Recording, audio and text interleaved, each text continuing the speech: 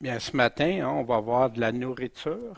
Le Seigneur est pas chiche sur la nourriture.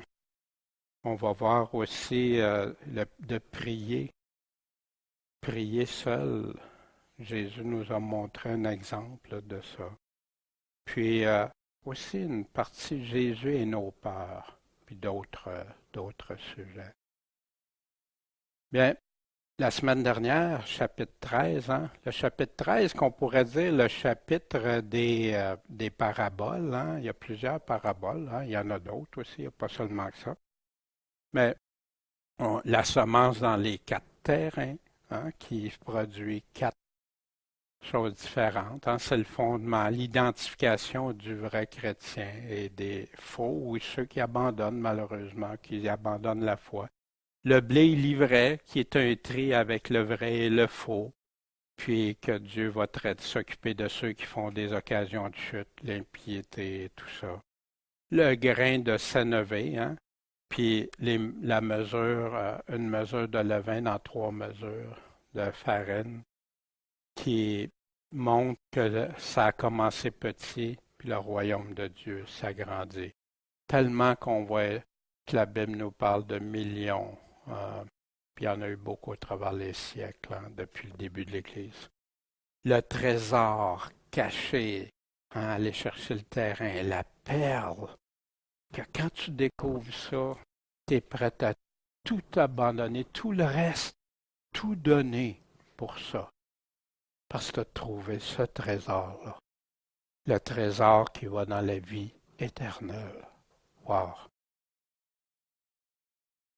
Puis le filet, qui est un autre exemple que Jésus a pris, les anges, quand ils vont venir, tout ramasser, puis faire le tri du bon et du mauvais. La semaine dernière, ça m'a été abordé. Pourquoi j'avais abordé Saint Augustin, ou Augustin, dit Saint Augustin? Bien, c'était pour amener à réfléchir que les paraboles, il y en a il y a plein d'enseignements à partir des paraboles, mais il y en a qui ils donnent une signification à tous des détails dans la parabole, mais qui vient tout noyer ce que Jésus est en train de nous expliquer, qui se veut un exemple des plus simples que même un enfant peut comprendre, ou que les gens qui connaissaient les plantes, comment tu sèmes, que tout le monde connaissait pour se nourrir, que tout, des choses, un filet, Qui connaît pas qu'est-ce qu'un filet peut faire? Puis tout ça, puis qui déforme ce que Jésus dit. Puis une des sources majeures de ça, c'était Augustin. Souvenez, on avait vu comment il interprétait la parabole du bon samaritain. Tu aimeras le Seigneur ton Dieu, ton prochain comme toi-même. Puis le pharisien qui demandait, mais c'est qui mon prochain? Jésus faisait juste répondre à cette question-là. Mais quand on nous donne toutes sortes d'explications, c'est farfelu. Qui peut penser que l'hôtelier, c'est Paul? Ton imagination va t'emmener n'importe où. C'est ça qui a amené tant de dégâts, qui a amené l'assombrissement de ce que Jésus disait, qui a embrouillé ce que Jésus disait. Mais quand tu restes, ça t'amène à un choix. Quel chemin tu vas suivre? Celui qui un dit ça, l'autre dit ça, l'autre dit ça, il y en a juste un vrai. Il y en a juste un. Tu retournes à ce que Jésus est en train d'expliquer, puis la confusion disparaît. Peut-être pas au tout début. Moi, je sais qu'au début, il a fallu que j'enlève plein d'idées qui m'avaient été suggérées ou rentrées que je pensais que c'était la vérité. Puis après, quand tu regardes Jésus, c'est pas ça. Mais on est rendu un peu avant, puis là, avec le chapitre 14, puis les suivants, on en est rendu à une étape dans la dernière année du ministère de Jésus. Fait qu'on ça va se concentrer. un peu comme dans Jean aussi, qui traite beaucoup de la dernière, presque toute la dernière année et tout ça. En ce temps-là, chapitre 14, verset 1, en ce temps-là, Hérode le tétrarque. Tétrarque, qu'est-ce que ça veut dire? C'est qu'il a hérité un quart. Le mot arrive, il a hérité un quart, hérité un quart du royaume ou des terrains ou des territoires que son père Hérode le Grand avait. C'est un de ses fils. Ça a été divisé aussi avec d'autres. C'était le long du Jourdain, sur le côté de l'Orient, ou si vous préférez le côté est du Jourdain. Puis on retrouve ça par l'historien Joseph, hein? L'historien Joseph, qui est un juif qui a vécu, qui a écrit beaucoup sur cette période et tout ça.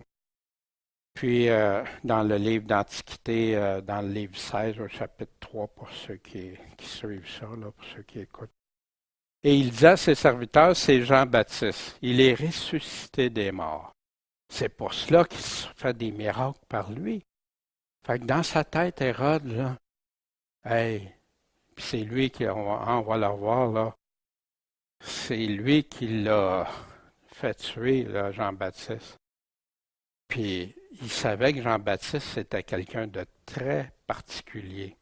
C'est ce qu'on va voir ensemble. Pourquoi? Parce qu'Hérode avait prendre Jean, puis il l'avait fait lier, attacher, puis mettre en prison au sujet d'Hérodias, la femme de Philippe, son frère, le frère d'Hérode. Puis pourquoi il l'a fait arrêter comme ça? Parce que Jean lui avait dit, il t'est pas permis de l'avoir pour femme. Mais la Bible nous précise très clairement, parce qu'il y a eu des hypothèses. Il y en a, ben c'est parce que c'était son frère, il n'y a pas. Non, non, non. C'est encore pire parce que c'est son frère, là. On va le voir dans quelques instants. Hein? Puis, Hérode, on voit dans Marc 6 au verset 17, car Hérode avait envoyé prendre Jean et l'avait fait lier dans la prison à cause d'Hérodias, femme de Philippe, son frère, parce qu'il l'avait épousée.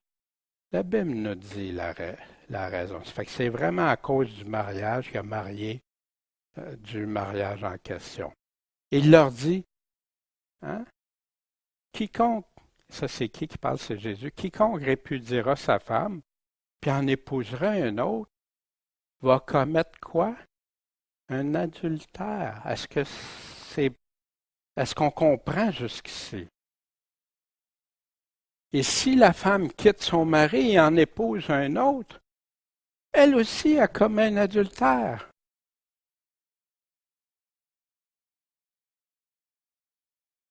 Dans Luc 16, quiconque répudie sa femme. Puis remarquez ici, il ne dit pas quiconque sauf s'il y a eu adulte. Non, non, non, il n'est pas question de ça. Ça, on va le voir. Quand on va arriver au chapitre 18 de Matthieu, vous allez voir, on va éclaircir pourquoi il dit sauf cas de fornication ou adultère, dépendamment des versions. On va aller préciser quels sont les vrais mots aussi. Et tout ça, on va démêler tout ça. Quiconque, c'est qui ça, quiconque? Répudie sa femme. OK? Et en épouse une autre. Commet quoi? Un adultère. Et quiconque épouse celle que son mari a répudiée commet un adultère. Est-ce que, selon les paroles de Jésus, est-ce qu'on peut marier quelqu'un qui est divorcé? Non. Non. Vous ne trouverez pas ça que tu peux. Puis quand tu parles d'une lettre de divorce, quand on va regarder ça, le divorce ne donnait pas un droit automatique de te remarier. Ça, c'est les lois des hommes qui ont ajouté ces choses-là. On va aller voir ce que le Seigneur parle par rapport à ça. Allons voir Paul. En effet, la femme qui est mariée est liée par la loi à son mari Tant qu'elle n'est pas divorcée? Non. Tant qu'il est vivant.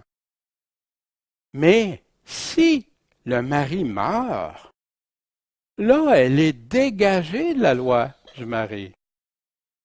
Donc, si, durant la vie de son mari, elle épouse un autre homme, elle pourrait-tu l'épouser si elle ne serait pas divorcée? Hein, c'est impossible, il n'y a personne qui fait ça, à moins qu'il y ait eu une lettre de divorce. Elle épouse un autre homme, elle sera appelée comment? Adultère. C'est autant pour l'homme que la femme. Puis remarquez tout ça, c'est tellement important ce que Paul est en train de dire ici.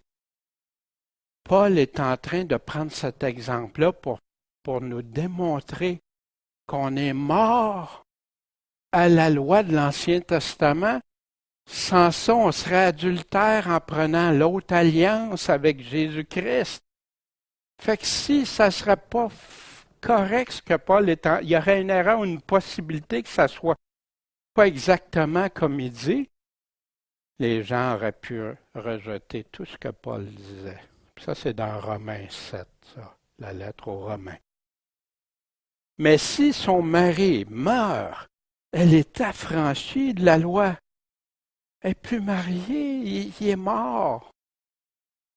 De sorte qu'elle n'est pas adultère si elle épouse un autre homme. Dans le fond, si tu es encore sous l'Ancien Testament, tu es lié à la loi, tant que la loi est là, mais la loi est morte, Jésus est venu pour ça, pour ramener sous la nouvelle alliance. Là, tu n'es pas adultère envers Dieu, parce que tu es sous la nouvelle alliance. C'est l'argument de Paul. Puis il prend l'exemple entre l'homme et la femme, que l'homme ne sépare pas ce que Dieu a uni, Jésus dit. Puis savez-vous, ça coûte cher, ça. Ça coûte cher à quelqu'un qui aime Dieu, puis qui veut respecter ce que Dieu dit. On a des exemples, hein? Je sais qu'il y en a qui ont vécu des choses très difficiles, même parmi nous. Fait que ces choses-là, c'est un choix. Prends ta croix, suis-moi. Ça fait mal. Hein? Des fois, tu voudrais autre chose. Tu voudrais que ça soit différent. Mais Dieu l'a dit. Dieu, c'est un Dieu qui a établi des choses. Mais l'homme a réussi à changer, à vouloir changer ce que Dieu dit tout le temps, tout le temps. Puis oui, il y a des personnes qui sont méchantes. Ça ne veut pas dire même qu'il donne la liberté à des places de se séparer si c'est une situation intenable. Mais il dit que tu ne peux pas te remarier. Allons voir où il parle de ça. Ça, c'est dans 1 Corinthiens 7, où les gens prennent beaucoup. Ah, vaut mieux se marier que de brûler. Mais il dit ça à qui? Il dit ça aux veuves, aux célibataires. Mais à la femme mariée, non. À l'homme marié, non, c'est autre chose. La femme est liée à son mari par la loi. La même chose qu'il parle là. Mais là, il parle vraiment appliqué. Parce que les Corinthiens, ils avaient posé la question, il faut-tu se marier, pas marier, marier ceux qui sont célibataires ou pas, etc. La femme est liée à son mari par la loi. Combien de temps? Tout le temps qu'elle n'est pas divorcée. Tout le temps qu'il est en vie. Mais si son mari meurt, elle est libre de se remarier. C'est la place où tu peux trouver ça, un remariage. C'est là. Elle est libre de se remarier à qui elle veut. Seulement que ce soit selon Dieu, selon le Seigneur. Voyez-vous? Puis c'est terrible parce que on apprend que c'est rendu qu'il y a plus de divorces dans des églises dites chrétiennes, évangéliques, tout ça, que dans le monde. Wow! Wow! Mais vers la fin, les hommes n'aimeront pas entendre les choses. C'est des choses qui sont trop dures pour eux. Il y a mieux abandonner ce que le Seigneur dit. C'est triste. C'est des pasteurs qui remarient des personnes que Dieu dit non.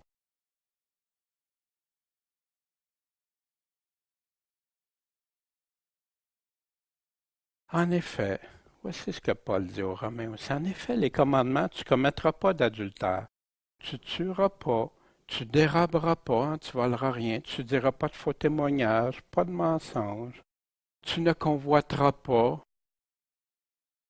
hein, les choses on ne convoite pas. Et tout autre commandement, les commandements de Jésus, ce que Jésus dit, obéissez à mes commandements, celui qui m'aime obéit à mes commandements. Tout cela se résume dans cette parole, tu aimeras ton prochain comme toi-même. Mais ce que j'ai remarqué au travers le temps, c'est que parce que c'est écrit, se résume dans cette parole, tu aimeras ton prochain pour toi-même, ben, ils font disparaître tout le reste. Parce que là, tu veux te sauver par tes œuvres. Non, non, c'est Dieu, c'était pas correct, c'est pas encore correct pour lui. Tu peux pas tuer parce que tu penses que hein, tu n'es plus sous la loi. C'est quoi ce raisonnement-là? Un résumé, là, puis je l'ai écrit, puis parce que c'est un résumé, c'est une synthèse qui confirme ce qui est dit. Ça explique comment ici aimer son prochain. Fais ça, puis là, tu vas l'aimer. Ça se résume, là. Ça explique comment. C'est pas une abolition ou une contradiction. Je sais pas si ça vous parle, mais moi, ça me parle. Parce que souvent, on entend comme non, non, là, tu sais, c'est même si je vivrais pas. Non. Puis Paul qui dit aussi l'observation des commandements de Dieu est quoi? Est tout. Est tout. Il n'était pas permis de l'avoir pour femme, on est toujours hein, dans ce sujet-là. Remarquez, regardez ici dans Lévitique, tu ne découvriras pas la nudité de la femme de ton frère, c'est la nudité de ton frère. Ça, il y en a qui ont pris ça pour expliquer que c'était pas ça que Paul disait, que, que c'était pas correct d'être avec son frère, d'avoir la femme de son frère. Mais non, c'est un autre péché. Voyez-vous, parce que toutes les fois qu'il découvrait la nudité de la femme de son frère, parce qu'il était encore marié, selon Dieu, il est encore. Puis, vous vous souvenez dans 1 Corinthiens 5.1, on entend dire de toutes parts qu'il y a parmi vous de l'impudicité, puis une telle impudicité que même parmi les gentils, elle est inouïe. Ils le savent, soyons non, ça n'a pas de bon sens. C'est que quelqu'un d'entre vous a la femme de son père. Mais aussi dans Lévitique 18, au verset 8, on lisait aussi, tu découvriras pas la nudité de la femme de ton père, c'est la nudité de ton père. Un péché, voyez-vous, fait un péché qui en entraîne d'autres, qui en entraîne d'autres.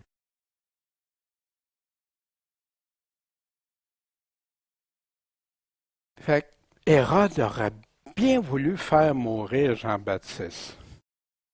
Il aurait aimé ça. Mais il craignait quoi, le peuple? On va voir d'autres choses aussi. Hérode, il était mitigé. On va voir pourquoi. Puis, pourquoi qu'il avait peur, il craignait le peuple? Parce qu'il regardait Jean comme un prophète. Il y en a d'autres même, hein, dans Marc, qui nous donne l'information supplémentaire. Il y en a qui disaient que c'est Élie, d'autres qui disaient que c'est un prophète ou comme l'un des prophètes. Or, comme on célébrait le jour de la naissance d'Hérode à sa fête, la fille d'Hérodias, celle avec qui il était marié, la femme de son frère, dansa au milieu de l'assemblée. Ça a plu à Hérode. Wow! Ça, c'était. Puis on va voir aussi, c'était une grande fête, hein, tout ça.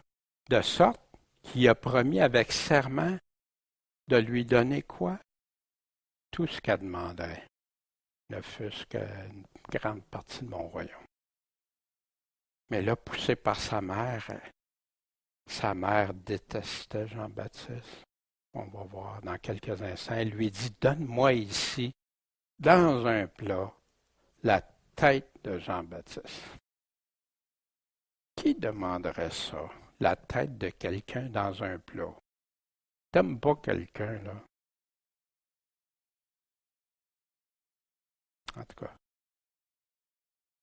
Mais le roi en fut, dans cette version-ci, il dit fâché, d'autres attristé, ça l'a choqué, ça l'a comme, il était comme, wow, là, tu sais, il n'aurait pas voulu faire ça, mais à cause de son serment, puis de ceux qui étaient à table avec lui, on va voir qui était à table avec lui, il a commandé qu'on le lui donne.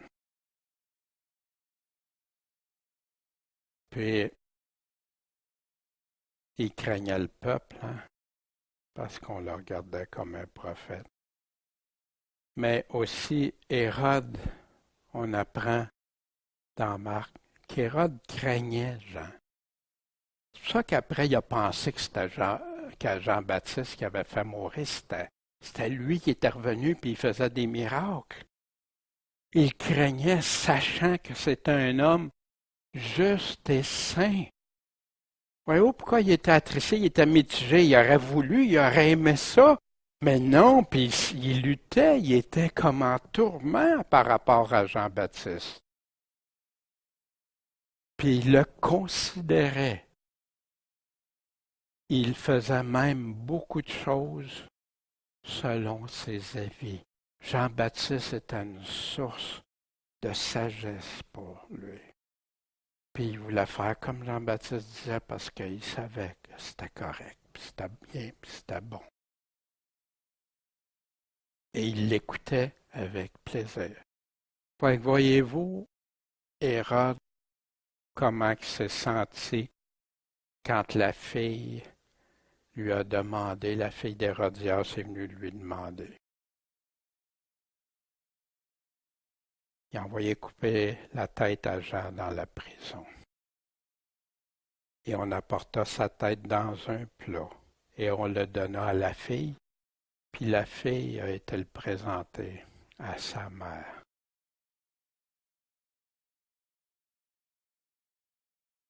Puis, pourquoi que sa mère l'avait tellement haine? Parce que Jean disait à Hérode, il t'est pas permis d'avoir la femme de ton frère. C'est pourquoi Hérodias lui en voulait. Elle désirait le faire mourir, mais elle ne pouvait pas le faire. Elle n'avait pas le pouvoir pour le faire. Mais un jour propice arriva. Hérode, à l'occasion du jour de sa naissance, donna un festin aux grands de sa cour, puis aux officiers et ses troupes et aux principaux de la Galilée, sur lesquels il régnait, et qui était coincé avec son serment, son engagement devant tous les gens. Hérodias, ça c'est dans l'histoire, dans Joseph, le livre de Joseph, Joséphus, dans l'Antiquité, avec les chapitres, les livres et les chapitres. Il a répudié sa femme Hérode, fille du roi Arétas d'Arabie, puis a épousé Hérodias du vivant de son premier mari. Salomé, Jacinthe me demandait cette semaine, hey, c'est où qui est écrit Salomé? C'est pas dans la Bible, ça. Ça, on l'apprend par le livre d'histoire de Joseph, l'histoire juive de Joseph. Il ne faut pas se tromper avec Salomé avec Jésus, là. Celle qui était à la résurrection et qui accompagnait. Salomé, fille d'Hérodias, devint la femme de son oncle Philippe Tétrarque, puis fils d'Hérode le Grand. On retrouve ça, une citation dans Emmaüs. Puis, ses disciples vinrent et emportèrent son corps et l'ensevelaient. Les disciples de Jean-Baptiste sont venus. Ils ont été l'ensevelir et sont venus l'annoncer à Jésus. Vous savez, Jean-Baptiste, c'est important pour Jésus. Jésus a dit que la terre n'avait pas porté homme aussi grand, mais que le plus petit dans le royaume des cieux était plus grand que lui. Il n'était pas mort. Là, il est mort maintenant. Et Jésus, l'ayant appris, se retira de là dans une barque, dans un lieu écarté, isolé, à part. Et quand le peuple le sut, il sortit des villes et le suivit à pied. Imaginez, Jésus s'en va en barque, puis ils veulent. Ils ont soif de Jésus. Ils ont faim et soif de Jésus. Et Jésus étant sorti, vit une grande multitude. Et il fut ému de compassion envers eux. Je me souviens quand à d'autres places, il nous dit parce qu'il n'y avait pas de berger, ils les sentaient laissés à eux-mêmes, puis tout ça. Puis il a guéri leurs malades. Et comme il se faisait tard, ses disciples sont venus le voir et ont dit, ce lieu est désert, puis l'heure est déjà avancée. Ce lieu est désert en passant, ça ne veut pas dire que c'est un désert, comme j'ai déjà entendu. Il n'est pas dans le désert, on va voir. Et l'heure est déjà avancée. Renvoie ce peuple afin qu'ils aillent dans les bourgades et qu'ils achètent des vivres, la nourriture. Mais Jésus leur dit, il n'est pas nécessaire qu'ils y aillent. Donnez-leur vous-même à manger. Hein? Ben, il dit, on a ici que 5 pains et 2 poissons, hein, qu'un jeune garçon avait. 5 pains d'orge, 2 poissons. Et là, Jésus leur a répondu, ben, apportez-les-moi ici. Il était plus de 5000.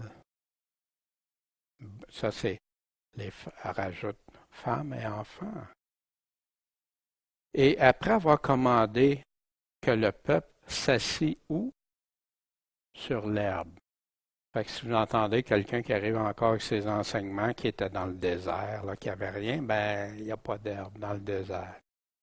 Et il prit les 5 pains et les 2 poissons, et levant les yeux au ciel, il rendit grâce. À qui vous pensez? Au Père. Il a rendu grâce.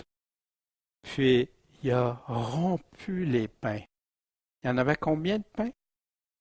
5. Puis il les a donnés aux disciples. Puis les disciples les donnèrent au peuple. Jésus les prenait et c'est lui qui les manipulait, qui les donnait pour que les disciples allaient les distribuer. Dans Luc 14, ils étaient environ 5000 hommes. Alors il disait à ses disciples, faites-les asseoir par rangée de 50. C'était structuré, organisé, un Dieu d'ordre.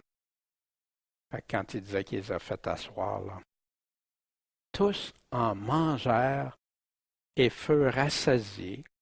On emporta 12 paniers pleins des morceaux qui restèrent.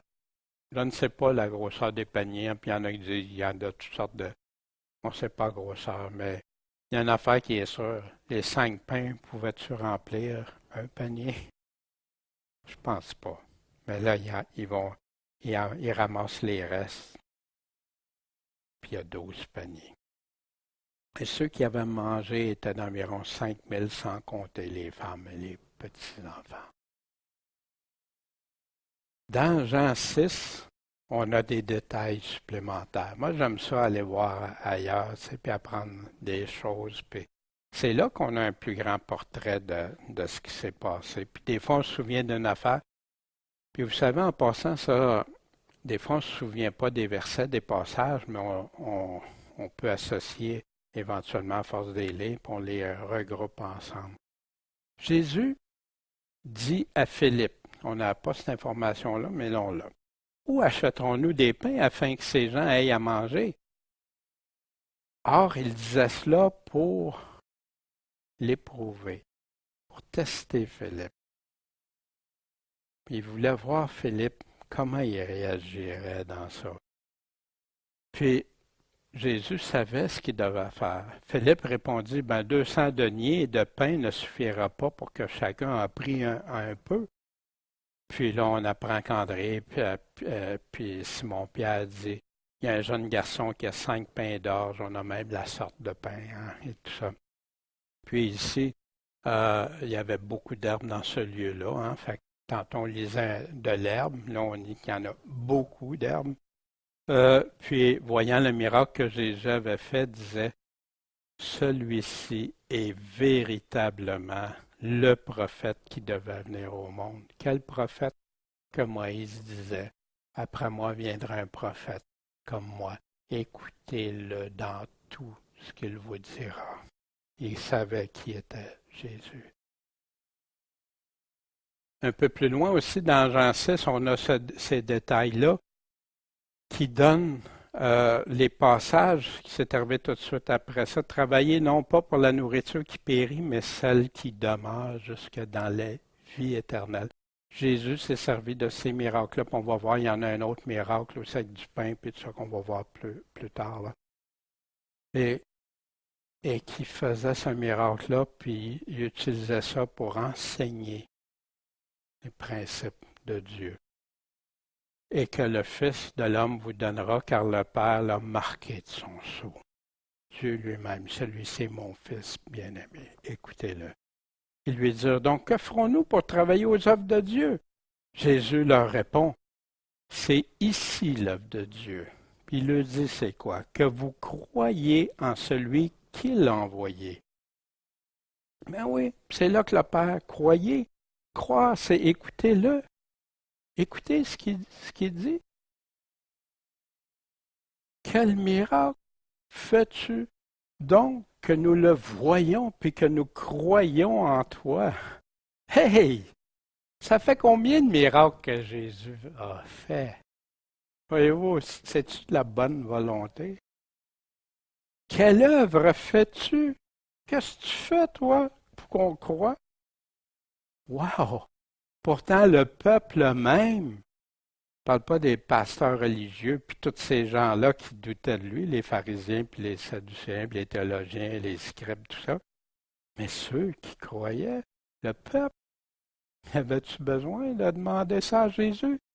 Eux-mêmes affirmaient que c'était le prophète qui devait venir.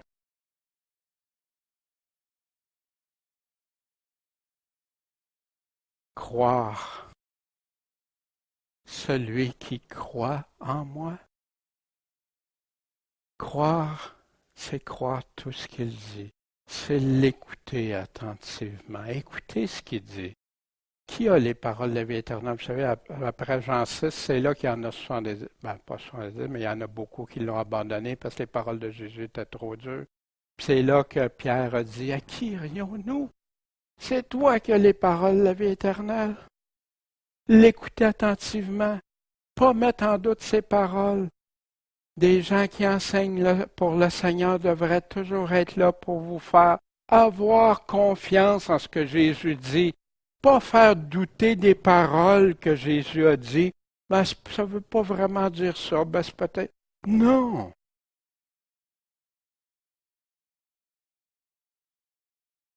Puis, c'est bien beau l'écouter, mais il dit, si vous ne mettez pas en pratique, grande va être votre ruine.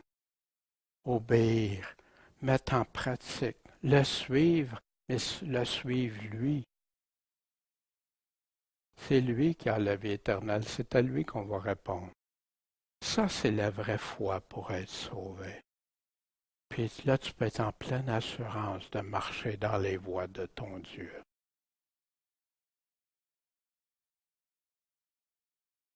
Fait qu'aussitôt après ce miracle, ce grand miracle des pains, et 5 pains et 2 poissons, Jésus a obligé ses disciples à entrer dans la barque, puis à passer en avant de lui de l'autre côté, aller de l'autre côté, pendant qu'il renverrait le peuple. Et après qu'il a renvoyé le peuple, il est monté sur la montagne. Il a été encore à part pour prier. Jésus priait, le Fils de Dieu.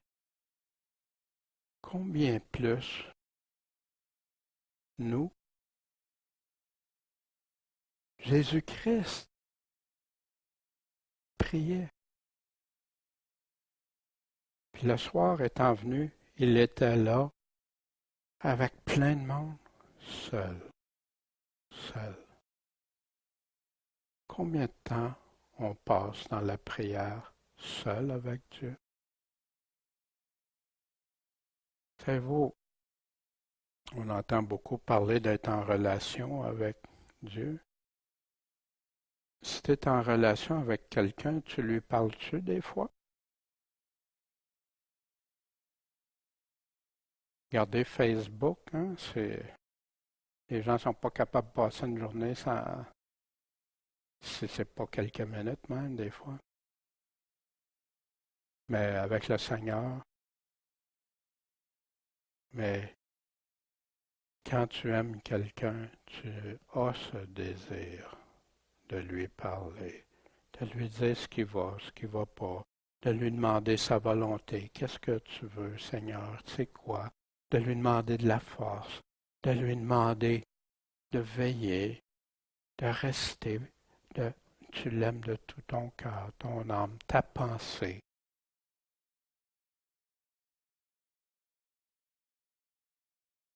Priez tout seul, vous vous souvenez dans Matthieu, au chapitre 6, on avait vu, quand tu prieras, fais pas comme les hypocrites qui aiment à prier en se tenant debout dans les synagogues et au coin de rue, afin d'être vus des hommes. Oh, il dit pas de ne pas prier quand on prie ensemble, c'est correct. Mais si on fait ça en hypocrite pour montrer aux autres, regarde, moi je prie, regarde comment je prie, moi. Ça, c'est hypocrite. Hypocrite, Daniel, si tu fais ça. Tu pries pas pour impressionner les autres. Tu pries pas pour montrer que tu es spirituel. Tu pries pas pour ça. Prier, c'est une demande. On s'humilie devant quelqu'un qui est plus puissant ou qui a plus de capacité. Ou même, je vais demander, Michel, peux-tu venir m'aider? Mais Dieu, mon Créateur. Wow! Mais toi, quand tu pries, entre dans ton cabinet, ta chambre, ayant fermé ta porte, prie ton Père qui est dans ce lieu secret, et ton Père qui voit dans le lieu secret te le rendra publiquement. Mais l'autre aux hypocrites, ils ont déjà leur récompense. Pensez-vous que Dieu écoute ça, ce genre de prière-là, pour impressionner d'autres ou montrer? Priez tout seul. Puis vous, Jésus qui avait dit, quand vous priez, usez pas de vaines redites, redire tout le temps les mêmes affaires comme les païens, ou répéter, ou des chapelets, ou des... Parce qu'ils croient qu'ils vont être exaucés en parlant beaucoup. Ressemblez-leur donc pas, parce que votre Père sait de quoi vous avez besoin avant que vous lui demandiez. Fait que donc, quand vous priez, il nous donne un exemple ici. Notre Père qui est aux cieux, que ton nom soit sanctifié, mis à part. Le nom de Dieu ne peut pas être mélangé avec d'autres choses. C'est un nom mis à part, le plus puissant. Ton Créateur, mon Créateur, notre Créateur. Que ton règne vienne. Son règne n'est pas encore. Il va s'accomplir au retour de Jésus-Christ. En attendant, le prince de ce monde, a son règne, il avait même offert à Jésus. Que ta volonté soit faite sur la terre comme au ciel. Il y en a qui disent, ben Dieu est souverain, fait que tout se déroule exactement comme Dieu veut. Même les abominations, les tueries, ces choses-là. Wow! Wow! Non! Dieu dit qu'on est dans un combat, que le malin est à l'action, que le malin fait des choses, puis que les cœurs des hommes tordus vont aller en empirant dans le mal. C'est Dieu qui sera l'auteur du péché. Voyons donc. Mais on doit le prier parce qu'on doit lui demander. Donne-nous aujourd'hui notre pain. Pourquoi que le mot quotidien est là? Si je prie une fois par mois, pas pire. Tu mangerais quoi? On sait que Dieu pourvoit, Dieu nous donne les choses. C'est pour ça que les gens deviennent indépendants de Dieu. Mais quand tu penseras à ça la prochaine fois si tu passes une journée sans parler à ton Dieu, je ne peux pas vous culpabiliser, vous blâmer. Ça arrive des fois, on a toujours plein d'affaires. Mais souvent, c'est parce que Dieu est plus au centre de notre vie. Nous sommes le centre et lui vient nous juste quand on en a besoin. Voyez-vous? C'est ça que je veux vous amener, pas vous Hein? Moi aussi, j'ai eu des journées, des fois, que, wow, plein d'affaires, là, d'un coup, tu te rends là, wow, Seigneur, c'est. Ou le lendemain, hey, hier, je te dis, tu sais. Puis, mais ça devrait être des exceptions et non la norme, vous comprenez? Puis, pardonne-nous nos péchés, comme aussi nous pardonnons à ceux qui quoi? Qui nous ont fait du bien, qui nous ont offensés. Pourquoi? Il va nous le dire parce que si on ne pardonne pas aussi, Dieu ne vous pardonnera pas vos propres offenses. C'est clair. Comment tu peux être sauvé si tu n'es pas pardonné par Dieu? Wow! Puis, ne nous induis pas en tentation, en épreuve, mais délivre-nous du malin. Tu sais, moi, j'avais bien de la misère à comprendre ça. Hein? Dieu nous induit dans tentation. Non, non, non. Dans l'épreuve. Parce qu'il sait qu'on va être éprouvé. On va avoir des tests, l'épreuve de notre foi. Envoie-moi pas dans ça, Seigneur, mais délivre-moi des pièges du malin. Ailleurs, Paul en parle, hein, que le combat, tout ça, on n'a pas à lutter contre la chair et le sang. Puis, à toi appartiennent quoi? Le règne, la puissance, la gloire à jamais. Cet exemple que Jésus a montré, nous a montré, nous donne qui est tout-puissant. Qu'est-ce qu'on peut lui demander? Il y en a, mais pourquoi, s'il sait d'avance, qu'est-ce qu'on va lui demander? Pourquoi il demander? Tous ceux qui ont des enfants, quand tes enfants viennent te voir, ils sont plus jeunes, tu peux deviner aussi qu'est-ce qu'ils peuvent venir te demander, puis tout ça.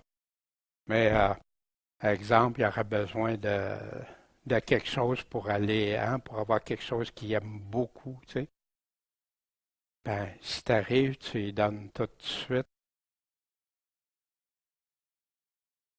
Non, tu lui montres, regarde, ça va me faire plaisir, mais je vais le faire. Il y a une dépendance. Si on devient trop indépendant de Dieu, je crois que c'est un piège. Puis c'est pour ça que les gens sont aussi manquent de reconnaissance aussi, ça l'influence. Mais Dieu aime ça, Dieu aime entendre, puis Dieu aime répondre, puis Dieu aime après quand on lui dit, waouh Seigneur, tu l'as fait, merci. Aimez-vous ça, vous faire dire merci quand vous aidez quelqu'un?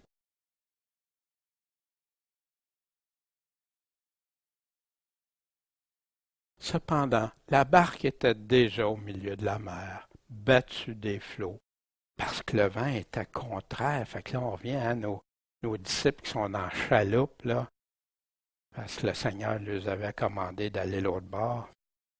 Mais à la quatrième veille de la nuit, la quatrième veille de la nuit, ça, les Romains séparaient la nuit en 4 parties de 3 heures. Fait que là, il était rendu, on sait, vers la fin. Hein.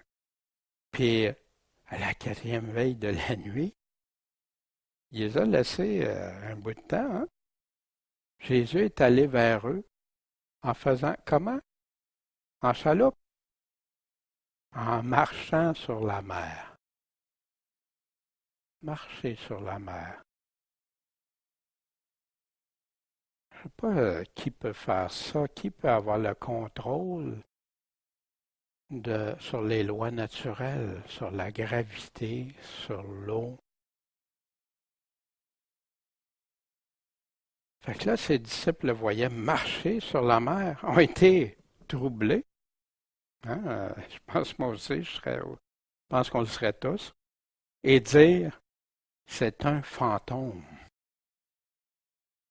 Un fantôme, dans la croyance, a un esprit qui prend une apparence, qu'il soit bonne ou mauvaise. Là. Fait que fantôme, hein, c'était une apparition, une apparence de. Fait que là, et la frayeur qu'ils en ont eue les a fait crier. Des hommes, là.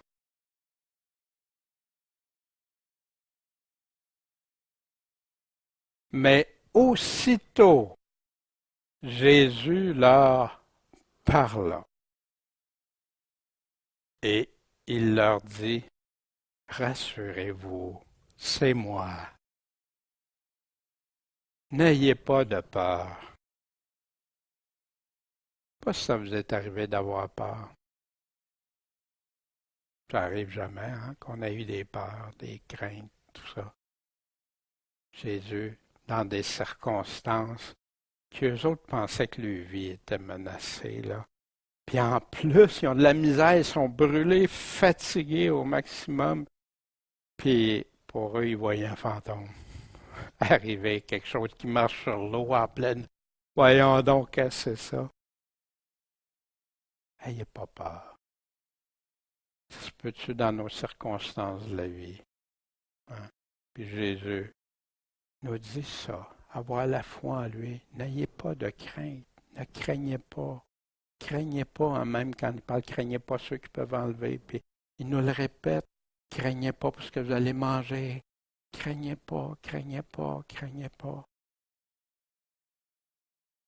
On a-tu compris? Et Pierre, hein, le répondant, lui dit, Seigneur, si c'est toi, ordonne que j'aille vers toi sur les eaux. Il voulait une confirmation que c'était vraiment Jésus, tu sais. Tant il avait sûrement reconnu la voix, mais ce qui est intéressant, c'est qu'il y a juste Pierre encore qui est prêt à passer à l'action. Les autres, ils n'ont pas été, ils n'ont pas demandé ça. Il dit, ordonne que j'aille vers toi sur les eaux.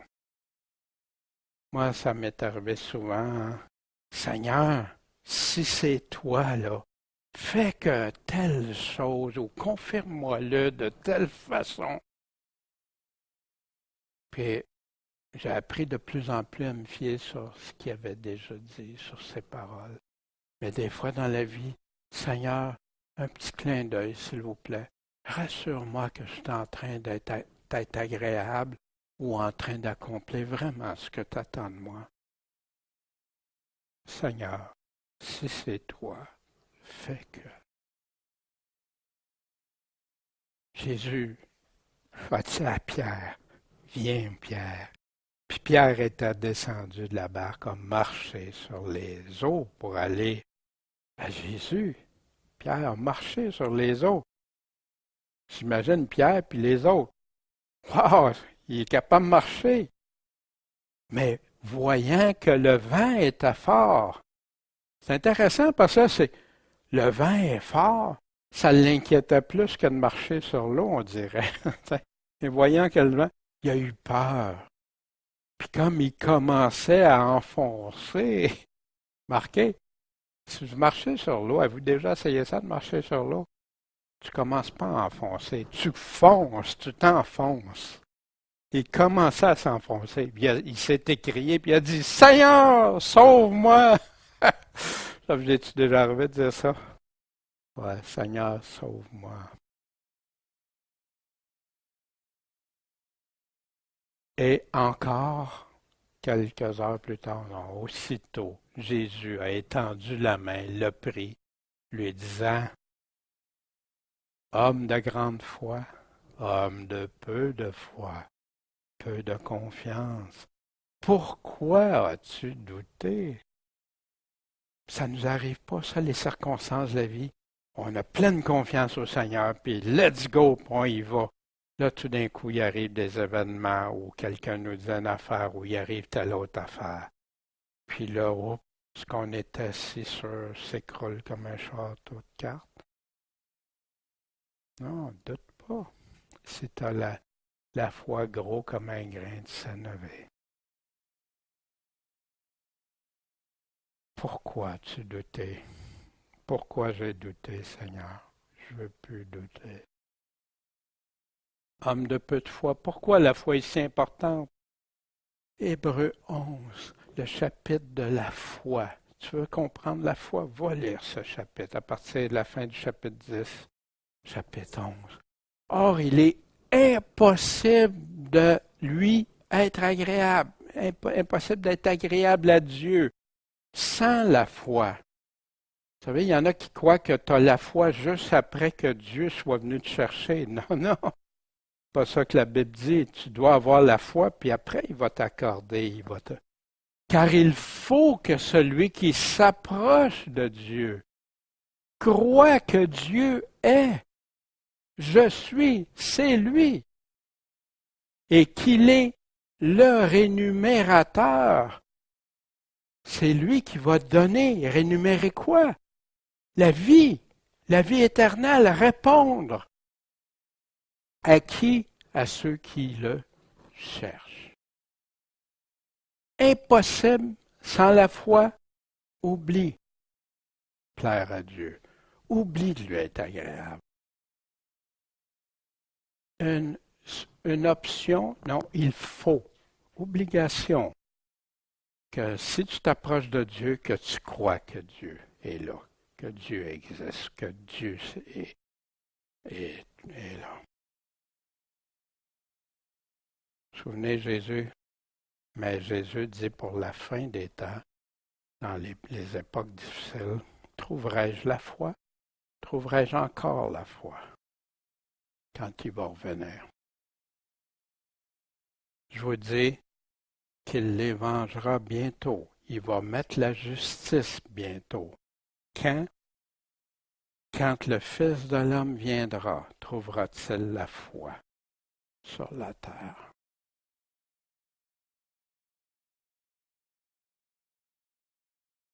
Puis quand on repense après, pourquoi j'ai douté? Peut-être je serais mieux d'éliminer ça. Parce qu'il y en a, c'est là qu'il dit qu'il y en a qui vont se trahir les uns les autres. Ils ne veilleront pas, ils vont devenir des vierges folles, des serviteurs inutiles, plein. Puis quand ils furent entrés dans la barque, le vent cessa. Non seulement Jésus avait le contrôle sur les lois naturelles comme la gravité, mais sur encore la température. Qui peut faire ça? Qui pourrait arriver puis arrêter une tempête à ses paroles, la parole de Dieu? Alors ceux qui étaient dans la barque sont venus, puis qu'est-ce qu'ils ont fait? Ils l'ont adoré. Wow! C'est toi! Toi, Jésus! T'as ça! De qui d'autre ça peut venir? Non, de Dieu lui-même, l'adorèrent en disant, tu es véritablement, t'es le vrai de vrai. Il n'y en a pas d'autre. Tu es véritablement le Fils de Dieu. Puis ayant passé le lac, ils sont venus dans le pays de Génézareth. Puis quand les gens de ce lieu, à Génézareth, le reconnus, ils ont envoyé par toute la contrée d'alentour. Ils ont pris tout le monde aux alentours, puis ils ont présenté les malades. Moi, des fois, je me sens malade. Mais Seigneur, aide-moi, guéris-moi dans mes façons de voir des fois, mes pensées ou mes attitudes. Ça ne concerne pas juste notre santé, mais oui, notre santé aussi, bien sûr. Et il le priait qu'il puisse seulement toucher le bord de son habit. Et ils ont demandé ça. Seigneur, fais qu'on puisse au moins toucher ton vêtement. Ça prend-tu de la foi, ça? Oui, ça prend de la foi. Et tous ceux qui avaient la foi, qui l'ont touché, ont été guéris. Wow! Vous savez que le Seigneur a permis ça aussi aux apôtres, hein? Au début de l'Église. Ils ont continué ça, que quand ils touchaient, ou quand même leur ombre passait, ils étaient guéris. Après ça, on voit que Paul ne pouvait même pas guérir ceux qui étaient malades. Il pouvait prier pour eux autres, mais non, on prend un peu de vin, ou prier pour lui. C'était le chapitre 14 ce matin. Je ne sais pas si vous retenez certains enseignements de ça, mais je le trouve riche en enseignements. Il n'est pas aussi long que d'autres chapitres, mais très riche.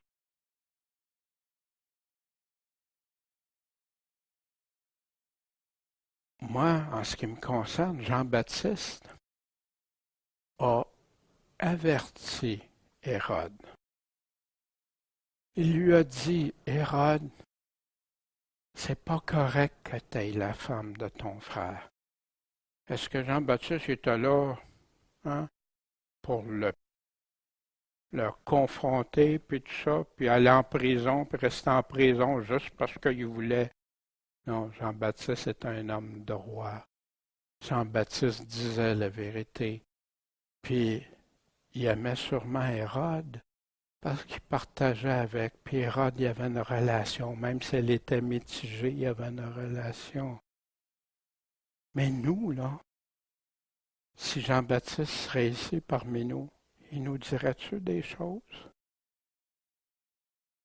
Il nous dirait-tu, Daniel, tu as quelque chose dans ta vie, là, que tu dois, ça t'est pas permis, ou tu dois te repentir?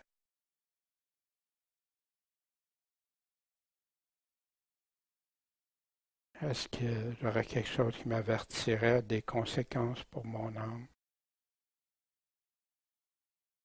Et toi, quand est-ce la dernière fois que tu as averti quelqu'un par amour puis avec amour?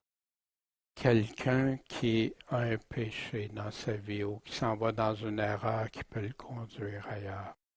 C'est pas interdit, on va le revoir au chapitre 18 et d'autres aussi, on va voir ces aspects-là. Ça ne veut pas dire de partir, puis non, puis de regarder si on n'a pas une poutre devant nos yeux, puis tout ça. Tous ces principes-là sont bien importants, là. Mais tu le sais que quelqu'un vit dans le péché. Tu lui dis-tu. Des fois, c'est peut-être pas le bon moment tout de suite. Demander à Dieu, prier, puis tout ça. Mais pas noyer le poisson, pas diluer, comme j'ai vu des gens. Ah, ben, c'est pas si grave, le Seigneur t'aime, il va comprendre, tu sais. Wow! Puis la façon des prédications que j'ai entendues si souvent. Oui, oui, il faut obéir au Seigneur. Puis de l'autre côté, mais si tu n'obéis pas, ben regarde, tu sais, le Seigneur t'aime, puis tout ça. Ils viennent comme neutraliser. Mais le Seigneur, il dit qu'avec le péché, si c'est ça, coupe ta main. Tu veux que quelqu'un que tu aimes, mais ça coûte quelque chose. Qu'est-ce que ça a coûté à Jean-Baptiste? Pas grand-chose. Juste sa tête. Mais hein? Mais Jésus, qu'est-ce que ça y a coûté? Les apôtres, qu'est-ce que ça y a coûté? Les millions de chrétiens au travers les siècles, puis les chrétiens aujourd'hui qui sont persécutés, puis ils se font torturer, puis ils meurent. C'est-tu parce qu'ils ont dit aux gens, vous êtes beaux, vous êtes fins, Jésus vous aime? Il dit, mais regardez, votre âme est précieuse. Je t'aime assez pour passer par-dessus mes craintes. Je t'aime assez pour te le dire. Puis savez-vous, s'il y en a qui n'auraient pas dit ça, on ne connaîtrait peut-être pas l'Évangile s'ils n'auraient pas fait ça. Parce que c'est comme ça qu'il y en a plein qui étaient des hommes méchants qui s'en sont venus à la repentance, se sont convertis, puis ont prêché à d'autres, puis ils sont devenus des fidèles défenseurs de la foi, dont de ceux qui torturent des frères, qui sont devenus aujourd'hui, puis qui ont été torturés eux-mêmes par la suite. Ils n'ont pas craint ceux qui peuvent enlever le corps, la vie du corps. Ils ont craint Dieu, puis ils l'ont fait. C'est pas d'aller mettre vos vies comme ça, hein, pour... Non, Mais si ça en viendrait jusqu'à ça, gens de grande foi qui nous diraient,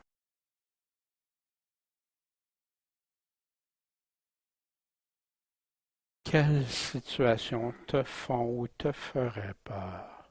As-tu analysé ça, regardé ça? Lesquelles dépasseraient la capacité de Dieu? Lesquelles de tes peurs qui dépassent ce que Dieu est capable de faire? Puis si jamais Dieu permettrait, comme on vient de parler des frères qui passent au travers de ça, ben, c'est plus leur capacité, c'est la capacité de Dieu qui leur donne la foi, le courage de chanter même, d'être joyeux au travers des choses qu'on dirait, nous, impossibles. Puis que des chrétiens chantaient dans le jardin de Néron en se faisant brûler. John Hus qui chantait en se faisant brûler pour sa foi. Impossible à l'homme, impossible. Quelle est la grandeur de ta foi en Jésus-Christ? Aimes-tu de tout ton cœur, toute ton âme, ta pensée, prêt à tout pour lui? C'est-tu ton vrai trésor? C'est-tu ta vraie perle?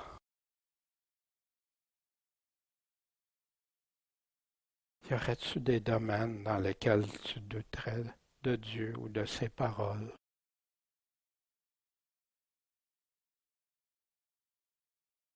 Parles-tu à Dieu? Puis quand tu lui parles, de quelle manière tu lui parles? Puis lui, il nous parle par sa parole. Il nous a dit. Puis oui, au travers des circonstances, il peut nous parler, nous conduire, nous diriger. Puis l'adores-tu comme le véritable Fils de Dieu, celui qui l'a affirmé, confirmé qu'il était ton Seigneur et Sauveur. Ce matin, c'est ce que j'avais à vous partager du chapitre 14. Puis demandez à Dieu qui nous confirme de véritables, des vrais de vrais. Qu'on n'ait pas de crainte avec lui, qu'on le suive partout où il ira. Plus de doute. Puis quand ça nous arrive, Seigneur, aide-moi à grandir ma foi en toi. Persévérer. Tu me dis de persévérer, puis tu vas t'occuper de me préserver. Merci Seigneur. Amen.